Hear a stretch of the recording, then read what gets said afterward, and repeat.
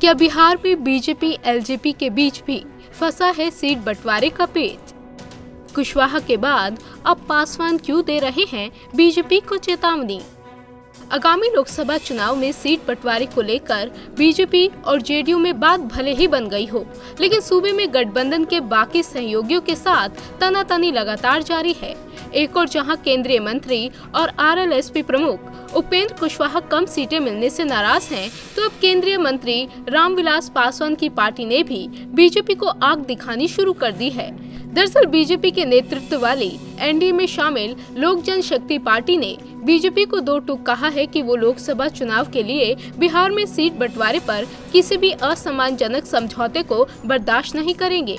LJP के 19वें स्थापना दिवस कार्यक्रम को संबोधित करते हुए पार्टी के संसदीय बोर्ड के अध्यक्ष चिराग पासवान ने कहा कि गठबंधन के सबसे बड़े दल के रूप में बीजेपी की जिम्मेदारी है कि वो साथी दलों के लिए गुंजाइश पैदा करे। उन्होंने कहा कि बिहार को लेकर एनडीए का सीटों का बंटवारा जल्द सामने आ जाएगा, लेकिन उनकी पार्टी 2014 की तुलना में कम सीटें स्वीकार नहीं करेगी।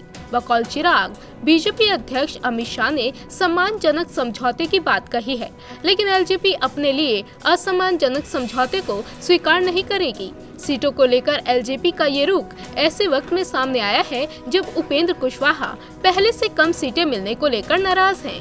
हालांकि सीटों के लिए उपेंद्र कुशवाहा की नाराजगी और बयानबाजी को चिराग पासवान ने भी गलत ठहराया। उन्होंने कहा कि कुशवाहा का असंतोष उनकी समझ से बाहर है। वो सीट बंटवारे को लेकर जिस तरह से सार्वजनिक चर्चा कर रहे हैं वो पूरी तरह से गलत है। एनडीए में होते हुए भी कुशवाहा विपक्षी नेताओं से लगातार बात कर वो दो नावों की सवारी करने की कोशिश कर रहे हैं। मुझे उम्मीद है कि वो एनडीए के घटक के तौर पर चुनाव लड़ेंगे। जाहिर है कुशवाहा के बाद अब पासवान की पार्टी भी जिस तरह से बीजेपी को आंखें दिखा रही है वो पार्टी के लिए किसी झटके से कम नहीं है। इंडिया न्यूज़ वायरल की रिपोर्ट।